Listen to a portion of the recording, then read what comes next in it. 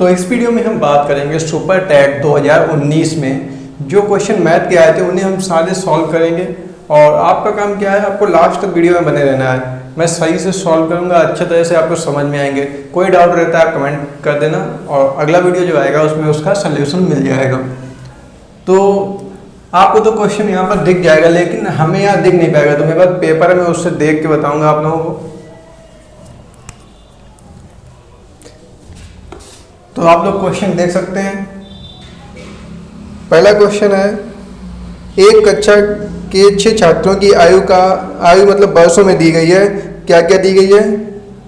13, 14, 18, 16, 19, 12।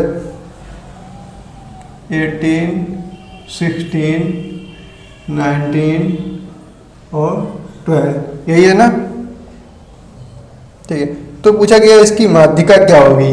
तो काफ़ी आसान, कुछ लोग सोच रहे हैं कि सुपर टेट में बहुत कठिन प्रश्न आते हैं, लेकिन बिल्कुल भी ऐसा नहीं है। ऐसे प्रश्नों को सॉल्व करने का बहुत ही आसान तरीका है। आप लोगों ने वो पढ़ा होगा, अगर संख्याएं सम हैं तो फिर क्या करते हैं, n/2 बापत प्लस n+1/2 बापत, है ना।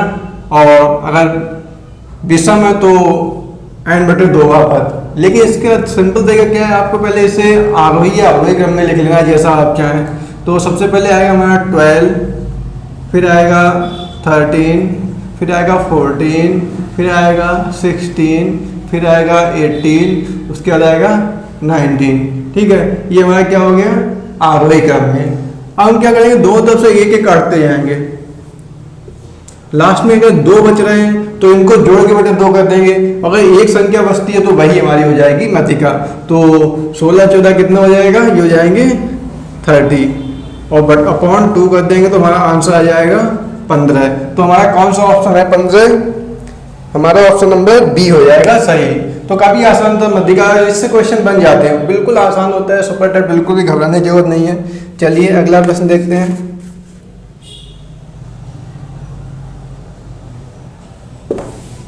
तो आप लोगों को प्रश्न दिख गया होगा। प्रश्न है, प्रथम n प्राकृतिक अभाज्य संख्याओं का औसत क्या होगा। तो प्रथम n प्राकृतिक अभाज्य संख्याएं कौन कौन सी हो जाएंगी? हो जाएगी 2, 3, 5, 7, 9 नहीं होगी। ठीक है, 11, 13, 17, 19 और 23 मतलब 23। ठीक है, तो ये सारी संख्याएं होंगी। बस हमें क्या करना है, हमें इसका निकालना है औसत। तो औसत निकालने का सिंपल तरीका है, संख्याओं का योग बटे कुल संख्याएं। तो इनका हम योग कर लेंगे, बटे कुल संख्याएं कर देंगे। कुल संख्याएं 9 है तो इनका योग बटे 9 कर देना है। ठीक है, इन्हें जोड़ लेते हैं। 5, 5, 10, 7, 17 और 11, 28 और 13, 41 और 17, 41 और 17 हो जाएगा 58, 58 और 19, 77, 77 प्लस 23। तो ये हमारा हो जाएगा टोटल 100 अपॉन 9। ठीक है, ये हो गया। इसे और काट लेते हैं तो ये हो जाएगा 9 11 टाइम्स 99 प्लस 1 अपॉन 9। तो हमारा ऑप्शन है कौन सा हो जाएगा, ऑप्शन नंबर, इसमें हमारा ऑप्शन है ये ऑप्शन नंबर सी। तो काफी आसान है ना। पहला क्वेश्चन भी काफी आसान था, ये दूसरा क्वेश्चन कुछ था क्या, नहीं था। चलिए अब देखते हैं अगला प्रश्न। अगर वीडियो पसंद आए तो लाइक कर देना, चैनल को सब्सक्राइब कर देना जरूर। अगला प्रश्न है हमारा, रूट में 2916 इक्वल्स दिया गया है 54। ठीक है, पूछा क्या गया है, ठीक है, पूछा गया है 29.16 प्लस, है ना, प्लस रूट 0.2916 प्लस 0.2916 और प्लस में 0.0000 2916। ठीक है, पूछा गया इसकी वैल्यू क्या होगी, यही ना। ठीक है, तो इसमें कुछ भी नहीं है, बहुत आसान है। यहाँ पर दी गई है वैल्यू। अब देखो हर बार में जो पॉइंट है वो 2 अंक खिसक रहा है। पहले देखो यहाँ पर अगर पॉइंट लगाएंगे 0 का 2, उसकी वैल्यू होती तो नहीं है, तो हम मान लेते हैं यहाँ पे पहला पॉइंट था, अब 2 अंक खिसक के यहाँ पर आ गया। ठीक है, और फिर 2 अंक इधर बढ़ा और यहाँ पर आ गया, फिर 2 अंक बढ़ा, ये देखो 2 0 बढ़ गया, यहाँ पे 4 बढ़। तो हमें क्या करना है, जब रूट में पॉइंट 2 अंक बढ़ता है तो संख्या में पॉइंट 1 अंक बढ़ता है, तो इसकी वैल्यू हो जाएगी 5.4। ठीक है, क्योंकि इसमें 2 अंक बढ़ा है तो यहाँ से हमारा 1 अंक बढ़ जाएगा, फिर से 2 अंक बढ़ा है तो फिर 1 अंक बढ़ जाएगा प्लस 0.54। फिर भाई इसकी वैल्यू भाई आ जाएगी 0.054। अगला हो जाएगा 0.0054। बस इसको जोड़ देना है, तुम्हारा क्या आ जाएगा 4,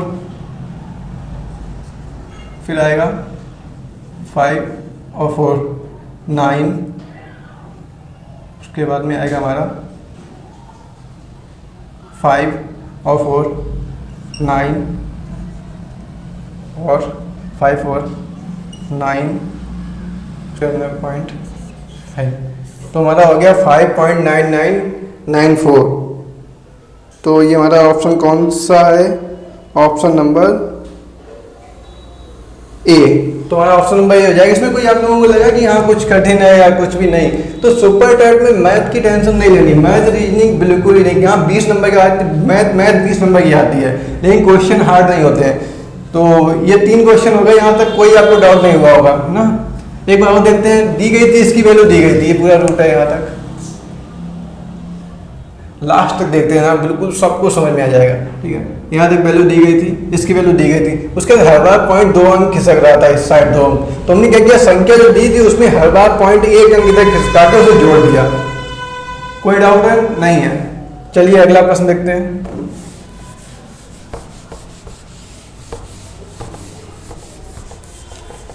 यहाँ पे गर्मी बहुत है, दरअसल फैन को ऑन इसलिए नहीं कर सकते, अगर फैन ऑन करेंगे तो वॉइस क्वालिटी और भी बदतर आएगी। आप लोगों को पता होगा अभी भी वॉइस क्वालिटी कोई अच्छी नहीं है, क्योंकि ये जो रूम है बिल्कुल एयर टाइट है, इसमें एसी होनी चाहिए थी। कोई बात नहीं, उसकी भी जुगाड़ करेंगे बहुत जल्द।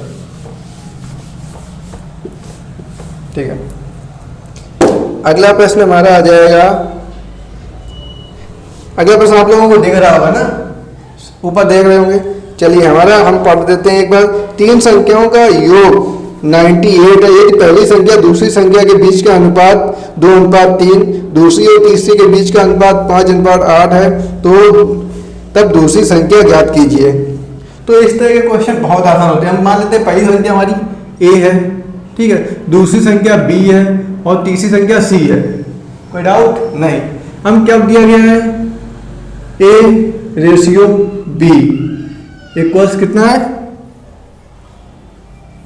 2:3 और b रेशियो c दिया गया है, कितना दिया गया है 5:8।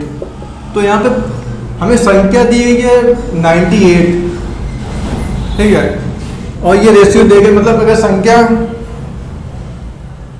ये 3 संख्याओं का योग है और हमें दूसरी संख्या निकालनी है b की वैल्यू।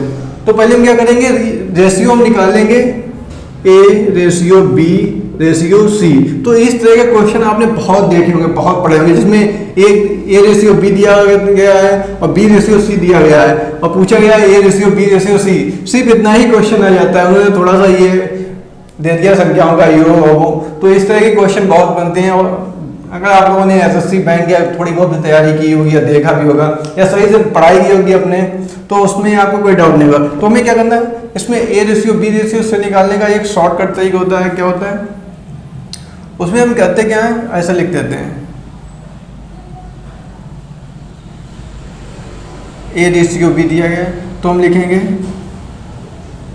2:3, ठीक है, a रेशियो b, यहाँ पे b रेशियो c लिख देंगे तो ये हो जाएगा 5:8, ठीक है। हम क्या करेंगे, जो संख्या 2:3 में थी, मतलब a रेशियो b में थी, लास्ट वाली b वाली, तो b को हम दोबारा लिख देंगे एक बार यहाँ पे ठीक है। और वैसे ही इसकी जो आगे वाला मतलब बी रेशियो सी की संख्या जो यहाँ पर नीचे बी की दी गई है उसे इसके आगे लिख देंगे, ठीक है। अब इनका इंटू कर देंगे, तो 8 × 24, 5 × 15 और 5 × 10। तो A ratio B ratio C हमारा आ गया A ratio B ratio C बराबर 10 रेशियो 15 रेशियो 24, ठीक है। हमें संख्या दी गई 98, तो ये इन तीनों का योग है, ठीक है। इन तीनों संख्याओं का योग है जो इस रेशियो में संख्याएं दी गई हैं। तो हम क्या करेंगे, इन तीनों को जोड़ेंगे, तो ये हो जाएगा 5 और 9 और 49 49। तो टोटल रेशियो कितना हो गया, 49 रेशियो बराबर हमारा आया 98। तो एक रेशियो बराबर कितना हो जाएगा हमारा 2, क्योंकि ये नीचे चला जाएगा इससे। देखो एक स्टेप शायद आपको यहाँ पे विजिबल नहीं होगा, यहाँ पे दिखते हैं 49 जो रेशियो है, ये रेशियो में रेशियो जोड़े हैं तीनों, ठीक है, बराबर संख्या दी गई 98। तो एक रेशियो की वैल्यू कितनी हो जाएगी 2। कैसे हो जाएगी, एक रेशियो बराबर हो जाएगा 98/49, ये 2 बार में कट जाएगा, तो एक रेशियो बराबर हो जाएगा हमारा 2, ठीक है। हमें निकालनी किसकी है, बी की वैल्यू निकालनी है। तो बी कितना है 15, तो ये रेशियो में 15 है और एक रेशियो की वैल्यू है 2, तो बी का मान कितना हो जाएगा 15 दूनी 30, 2 × 15 बराबर 30।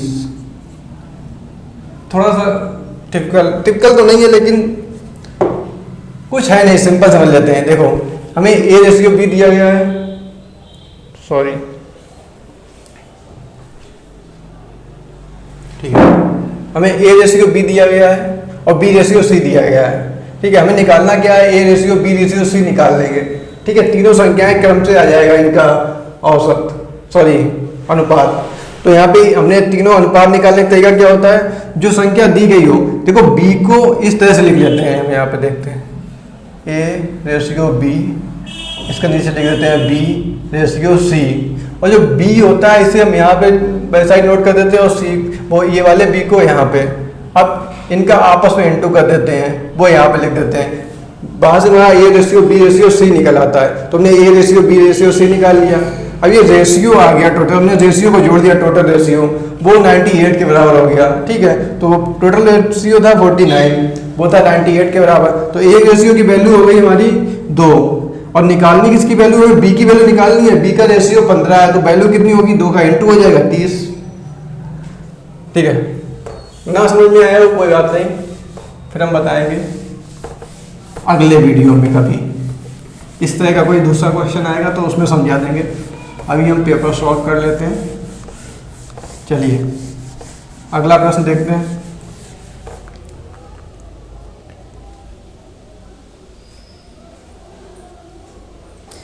आप लोगों को प्रश्न दिख रहा होगा ऊपर, चलिए पढ़ते हैं। यदि किसी संख्या का 20% 120 है तो संख्या का 120% क्या होगा। काफी आसान है, इसमें कुछ है ही नहीं। यहाँ पे क्या गया, 20% बराबर दिया गया है 120, ठीक है। हम पे पूछा गया है 120% क्या होगा, तो 1% बराबर कितना हो जाएगा हमारा 120/20, ठीक है। और पूछा कितना गया 120%, तो 120% बराबर हो जाएगा 120/20 गुणे 120। 2 से 2 कट गया, 2 से 12 कट गया, 6 12 6 72, तो 720 हो गया हमारा आंसर। कितना आसान था, इससे ज़्यादा कुछ आसान हो सकता है। वीडियो को लाइक कर देना भाई लोग, चैनल को सब्सक्राइब कर देना, आपको लगातार अच्छे अच्छे वीडियो लाते रहेंगे। और यहाँ पर डाउट रहा कुछ नहीं है, 20% दिया गया है 120 के बराबर, तो हमने वहाँ से 1% निकाल लिया, तो वो कितना हो गया 1% बराबर 6 हो गया। तो 120% बराबर कितना होगा, तो 6 का इंटू हो जाएगा, तो 6 का इंटू ही कर दिया, वो यहाँ से काट दिया, तो ये 720 आंसर आ गया हमारा। और वहीं पर यहाँ पे पूछ लेता 200% कितना होगा, ये भी पूछ लेता। किसी संख्या का 20% 120 है तो उसका 200% कितना होगा, तो कुछ नहीं करते ना, हम 1% बराबर निकाल लेते तो हमारा वही आ जाता 120/20, तो ये हमारा 6 आ जाता। 200% बराबर पूछा होता तो 200 में इंटू कर देते इसका, 200 गुणे 6, तो हमारा हो जाता 1200। कोई डाउट है? कुछ नहीं था इसमें। तो ये ऑप्शन कौन सा हो जाएगा? आंसर हमारा ये नहीं आया था, हमारा 120% पूछा था ना, तो 120% आया था 720। तो 720 वाला ऑप्शन कौन सा है हमारा इसमें? Option number D. ठीक है, तो ऑप्शन नंबर डी हो जाएगा।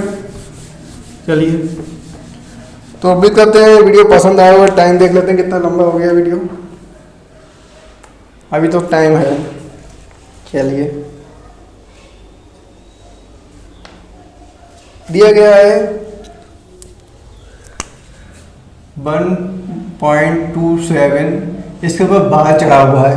पूछा गया इसकी वैल्यू क्या होगी, मतलब ये किसके बराबर होगा। तो ये क्वेश्चन बहुत आसान है। अगर आप लोग 9th में ये क्वेश्चन है, दरअसल मैं क्या कह रहा हूँ कि अगर आप लोग टीचिंग की तैयारी कर रहे हैं या मतलब बीटीसी भी कर रहे हैं, तो सिंपल क्या है, आप लोगों को कोचिंग पढ़नी चाहिए। जैसे मैं पढ़ाता हूँ क्लास 9th 10th 11th 12 सारा पढ़ा देता, लेकिन ये 9th का ही जो ये है, ये 9th में मैंने बहुत ज़्यादा पढ़ाया, तो काफ़ी उससे बहुत फ़ायदा होता है। आप लोग कोचिंग पढ़ाते हैं तो आपका टेट क्वालिफाई करने में कोई दिक्कत नहीं होगी। आराम से पकड़ को धीमे से, कोई दिक्कत नहीं होती है, आसानी से पढ़ा सकते हैं। थोड़ी सी प्रॉब्लम शुरू में होगी आपको थोड़ी सी, लेकिन थोड़ी नॉलेज बढ़ानी पड़ती है, हो जाता है। तो देखो इस तरह के क्वेश्चन जब भी आए तो क्या करना है, जिस पे बार चढ़ा हुआ है उतनी संख्याओं के बट्टे 9 कर देते हैं। जैसे यहाँ पे जो 1 है ये तो फ्री है ना, पूरा अपनी पूरी है, उसमें कोई मतलब ही नहीं। और बार का मतलब क्या होता है? बार का मतलब ये होता है इस संख्या को हम इस तरह से लिखेंगे 2 7 2 7 2 7 2 7, लगातार लिखते चले जाएंगे। ठीक है, इसलिए इसी ऐसे ना लिख के हम क्या करते हैं, इसमें बार चढ़ा देते हैं, उसकी वैल्यू यही हो जाती है। ठीक है, इसका मतलब ये होता है। ठीक है, तो हमें इसकी वैल्यू निकालनी है। तो सिंपली कुछ नहीं, 1 तो पूरा है तो 1 को हम लिख देंगे 1 प्लस। अब भाई जितने में बार चढ़ा हुआ, यहाँ पे 3 संख्या होती तो पहले समझा देते हैं। तो हम इसे ऐसे लिख सकते हैं 27 अपॉन जितनी संख्या है उतनी बार उसके नीचे 9 का भाग दे देते हैं। 2 संख्या पे बार चढ़ा था तो 2 बार भाग दे दिया। यहाँ पे अगर 3 संख्या होती है, जैसे यहाँ लिखा होता ये, ठीक है, तो हम इस पे बटे 3 बार भाग दे देते हैं। ठीक है, तो कुछ नहीं, आसानी से हो जाएगा। ठीक है, तो बस अब हमें इसे सॉल्व कर लेना है। तो 99 बनता है 99 प्लस 27, तो हो जाएगा 126 अपॉन 99। यही हमारा आंसर हो गया। कौन सा ऑप्शन हो जाएगा इसमें? तो 9, हाँ,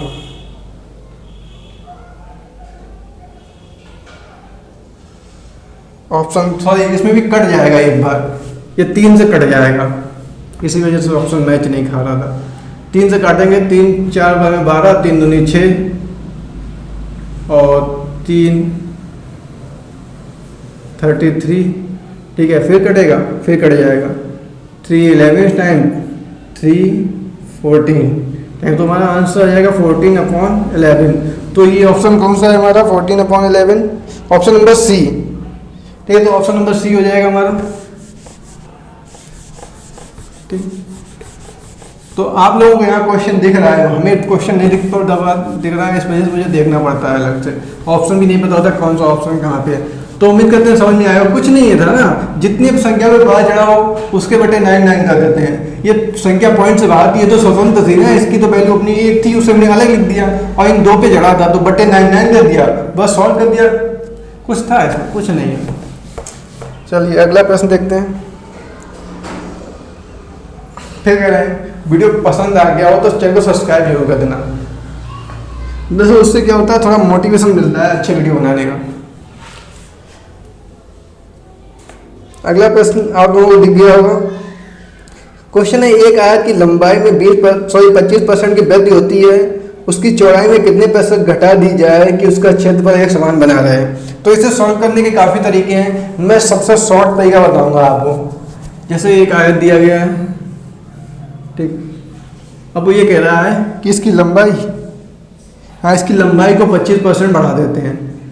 तो इससे हम ऐसी संख्या मान लेंगे जिसका 25% निकालना बहुत आसान हो। परसेंट का वीडियो मैंने एक बनाया, मैंने कभी भी परसेंट में कोई फार्मूला का यूज नहीं करना होता है। परसेंट 1 सेकंड के अंदर आ जाता है, कोई भी संख्या का कैसा भी परसेंट निकालना हो, कभी भी फार्मूला यूज नहीं करना होता है।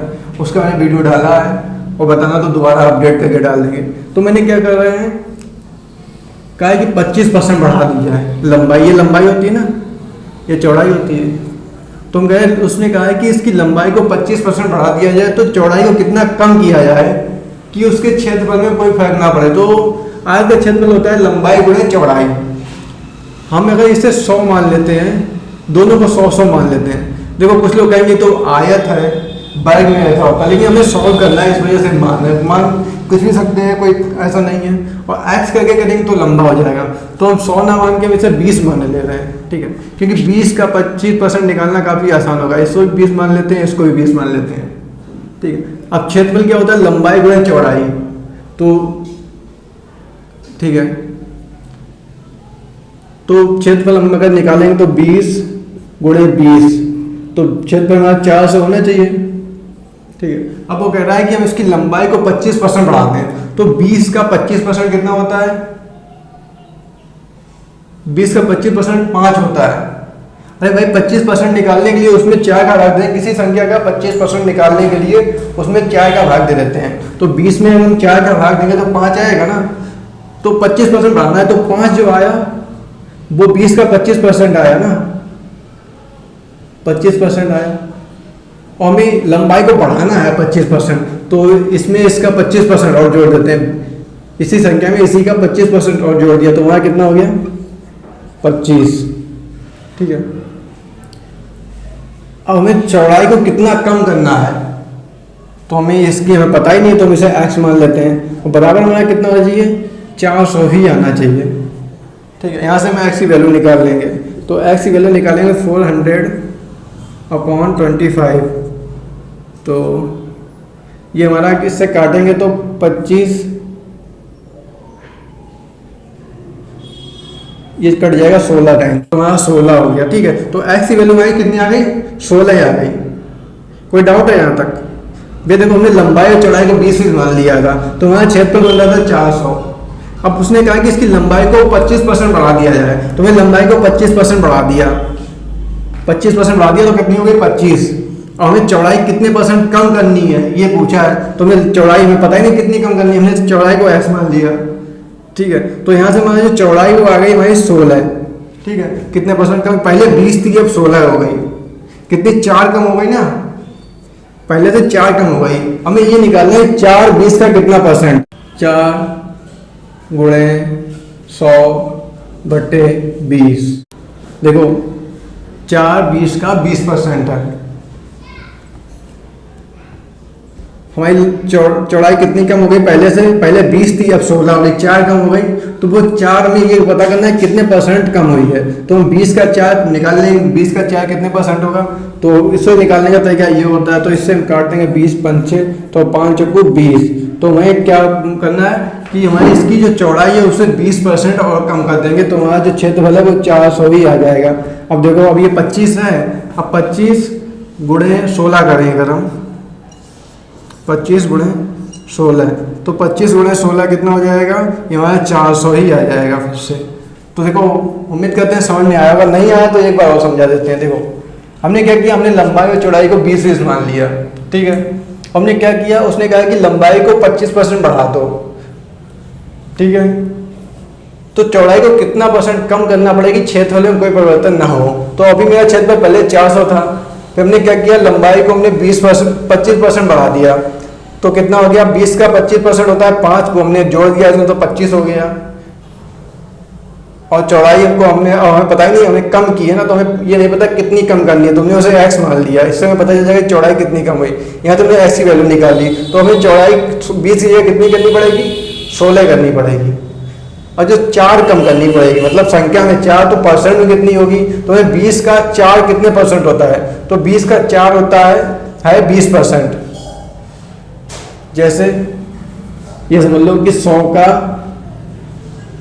40 कितना % होता है, 40% होता है। वैसे ही हमें ये निकालना है, तो हम क्या करेंगे,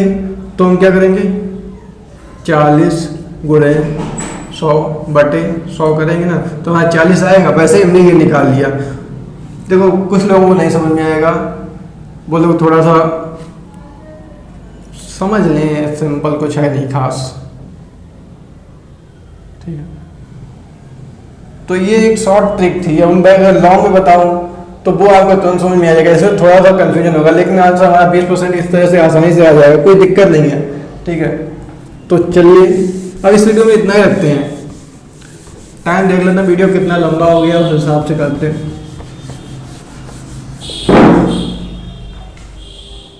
27 मिनट।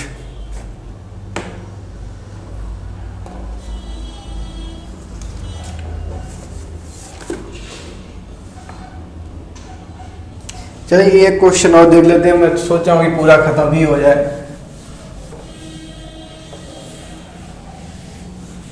चलिए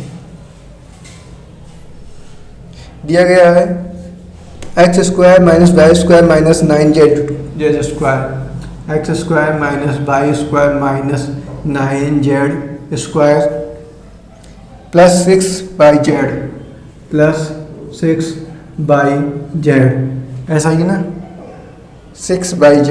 ठीक है, तो यहाँ पर हमें क्या करना है, इसे सॉल्व करना है। नीचे ऑप्शन दिए, इससे हमें क्या करना था, ऑप्शन देख के करना था।